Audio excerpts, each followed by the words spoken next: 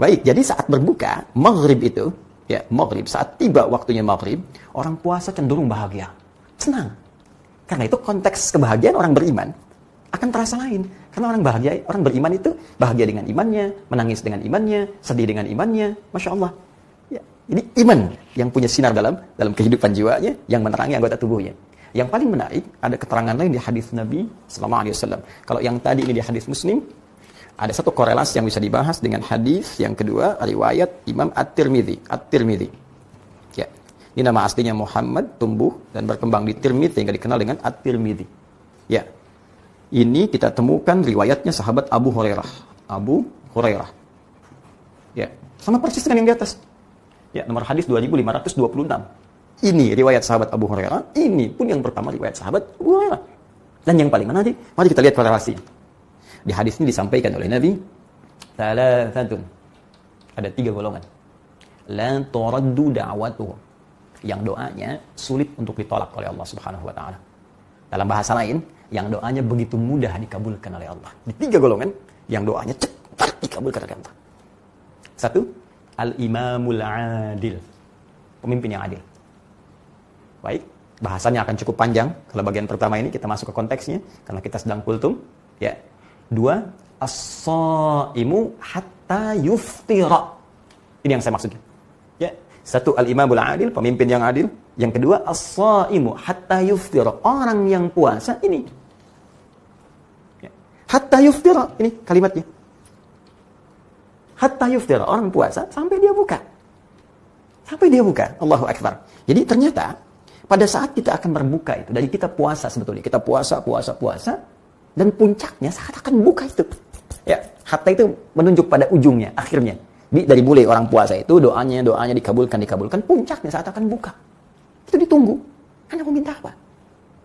Ya, jadi orang puasa itu luar biasa. Sampai di hadis yang lain, hadis qudsi, di Al-Bukhari, ya, dalam kitab Shiyam, teman-teman sekalian, bab tentang keutamaan puasa, bab fadlus shaum. Itu langsung disebutkan di hadis qudsi. Qala Rasulullah SAW, qala Allah Azza wa Jalla. Allah berfirman langsung, ya, orang puasa itu, dia menahan makannya untukku, menahan syahwatnya untukku, menahan minumnya untukku. As-siyamu li wa ana ajzi bihi. Ya, puasa yang kerjakan, diniatkan ikhlas untukku, aku akan memberikan bagian-bagian terbaik untuknya. Aku berikan pahala sesuai dengan kadar keikhlasannya. Tapi yang paling menarik, perhatikan kalimat ini. Yatruku ta'amahu, ya, wa masyarabahu, wa syahwatuhu. Dia meninggalkan makannya, minumnya, syahwatnya untukku, kata Allah dalam hadis qudsi.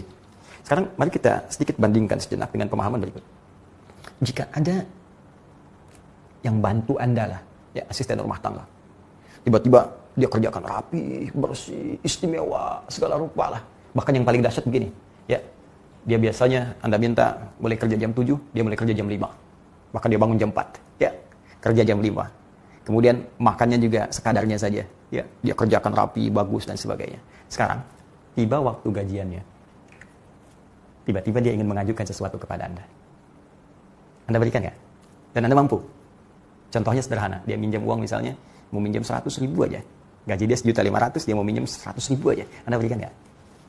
Maka demi Allah saya katakan, jangankan Anda menunggu dia gajian, sebelum gajian pun Anda sudah ingin memberikan sesuatu yang terbaik untuknya. Kalau bisa, sebelum dia minta, Anda sudah tambahkan. Tambahkan 2 juta, tambahkan serupa gaji yang pertama. Nah, ini yang paling menarik adalah seseorang yang sedang menunaikan puasa. Kata Allah di hadis qudsi riwayat Al-Bukhari tadi, ini luar biasa nih. Orang ini apa yang dia kerjakan? Dia meninggalkan makan. Orang lain makan, dia enggak. Orang lain minum, dia enggak. Orang lain mengerjakan syahwat, dia enggak. Dia tahan karena saya. Maka kata Allah, apapun yang dia mintakan, aku berikan. Wa ana ajzi bihi. Saya berikan pahalanya. Saya berikan bagiannya. Apa di antara bonus pahala itu? Pahala nanti di akhirat didapatkan. Tapi bonusnya bagi orang spesial diturunkan di bumi. Apa di antara bonusnya? Di At-Tirmidzi disebutkan, dikabulkan segera doanya. Karena itulah orang-orang, teman-teman sekalian, mohon maaf, yang tiba saatnya, waktu dia berbuka, dianjurkan oleh para ulama, memperbanyak doa dulu. Jangan langsung makanan dulu, langsung minuman dulu. Ya, sehingga tiba-tiba nggak sadar dia mau minta apa. Nah, karena itu, para ulama menghadirkan 2 kemuliaan yang dimaksudkan ini. Satu telah kita bahas dalam bentuk doa-doa. Apa di antara doanya? Mari kita uraikan. Ada 2 yang diriwayatkan dari Imam Abu Daud. Ya, nama aslinya Sulaiman As-Sijistani, dikenal dengan Abu Daud julukannya. Ya. Redaksi pertama sangat populer, ya, disebutkan dhahabadh dhama'u wa batallatil uruq, ya, wa batallatil uruq wa thabatal ajru, insyaallah. Telah hilang rasa haus ini dan basah tenggorokan dan ditetapkan pahala oleh Allah Subhanahu wa taala. Jadi saking bahagianya orang puasa, alhamdulillah selesai puasa nih. Mudah-mudahan janji Allah akan segera diberikan kepada kita. Ya, apa di antara janjinya? Tsabatal ajru insyaallah. Pahalanya seperti Allah janjikan, pahala akan diberikan. Bonusnya pun akan tiba. Ya, jadi orang puasa itu ada jaminan langsung dari Nabi sallallahu alaihi wasallam pada riwayat nanti yang kedua, di bahasa yang kedua di sini. Saya langsung masukkan saja. Ini farhatun hina yuftir, yang kedua farhatun hina yalqa rabbahu.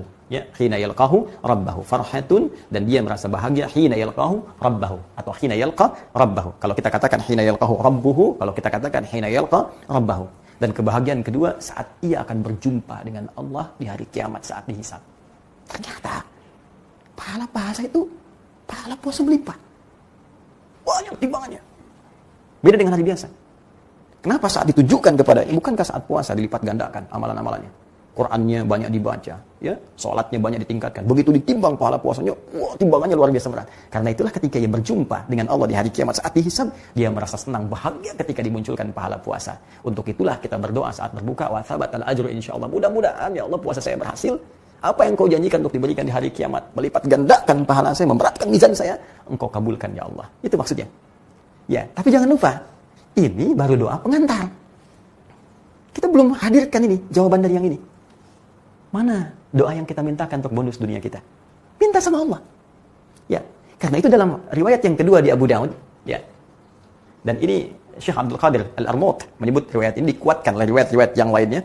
Ya, jadi pandang baik sampai Imam Abu Daud pun diam pada riwayat ini, dan orang-orang Makkah mengetahui kalau Imam Abu Daud diam itu saleh, artinya baik, bisa digunakan sebagai dalil. Ya, Allahumma laka sumtu ya wa ala rizqika aftartu. Dengan bersungguh-sungguh ya Allah, aku telah puasa. Alhamdulillah aku akan berbuka dengan rezekimu. Dan ada riwayat yang ketiga dari Ibnu Umar radhiyallahu taala anhuma. Ini yang mau saya sampaikan. Kita kecenderungan membatasi pada dua riwayat di sini saja. Dhahabat dhama dengan Allahumma laka sumtu, bahkan sibuk menggali ini sahih, ini dhaif, yang benar ini yang sahih, benar ini yang dhaif, tanpa kita sadari ini doa keduanya walaupun populer ini baru pengantar. Baru pembuka, makanya disebut doa buka. Baru pembuka. Ini dhahabat dhama wa amtalatil uluq wa tsabatal ajru insyaallah. Ini kesenangan yang ini. Sabatal ajru nanti yang saat di akhirat. Allahumma laka sumtu menunjukkan senangnya kita puasa. Mudah-mudahan diterima rezekinya. Hal itu baru pembuka. Tapi doa spesifik yang kita minta, yang kata Allah lewat lisan Nabi, segera dikabulkan. Apa yang Anda minta? Anda minta apa? Di sini kesempatan kita untuk meminta. Kenapa enggak Anda minta, ya Allah, segera angkat wabah COVID-19 ini. Ya Allah, berikan rezeki kepada saya lewat pekerjaan saya. Ya Allah, sabarkan keluarga kami. Ya Allah, hilangkan masalah dalam rumah tangga kami. Pernah enggak kita minta itu selama berbuka? Ya Allah, saya ingin keluarga saya jadi penghafal Quran. Pernah nggak minta? Sebagian hanya sibuk kemudian membahas ini sahih, ini dhaif, dan lupa dalam kaidah ilmu hadis. Hadis dhaif sepanjang bukan parah dan tidak terkait dengan aspek-aspek yang pokok akidah, ya, sifatnya atau ibadah yang utama seperti sholat, sepanjang dia fadhailul a'mal, ibadah keutamaan seperti doa, itu boleh digunakan. Apalagi ini ada syawahid. Ini nggak usah berdebat masalah Allah malaka sumtu, dhahabat dhama. Anda mau pakai silakan, tidak ada masalah. Cuma yang jangan lupa itu baru doa pembuka. Anda ini yang Anda butuhkan pernah diminta enggak? Ini saat yang paling tepat untuk bermohon. Karena itu Ibnu Umar radhiyallahu taala anhuma meriwayatkan sebuah hadis dan hadisnya sahih. Ya, sepakat hadisnya. Apa yang paling indah? Bahasanya sangat luar biasa. Ya Allahumma, ya Allah, bi rahmatika uffir. Ya. Bahkan kalimatnya lebih lengkapnya lagi, wasi'at kulla syai'in. Ya. Inni as'aluka an taghfira liya. Ya Allah, dengan rahmat-Mu aku berbuka. Di mana? Dengan rahmat-Mu saat ini aku berbuka. Engkau berikan rahmat aku bisa puasa, Engkau berikan rahmat aku bisa berbuka.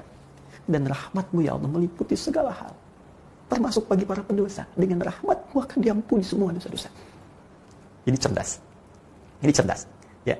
Ini cerdas. Bukankah ditemukan di Quran surah 39? Ya. Ayat ke-53, ketika Allah memberikan rahmat maka semua dosa-dosa yang berlebih akan diampuni. Qul ya ibadiyalladzina asrafu ala anfusihim la taqnatu min rahmatillah. Ya, katakan Muhammad pada hamba-hambaku yang berdosa. Yang berdosa. La taqnatu min rahmatillah. Jangan pernah putus asa dari rahmat Allah Subhanahu wa taala. Sekarang rahmat Allah diberikan saat buka. Di antaranya dijamin doa diampuni. Maka kata beliau, Allahumma inni as'aluka an taghfira li. Ya Allah, aku enggak minta banyak. Aku hanya pengen ampuni dosa-dosaku. Ya, ini yang paling menarik.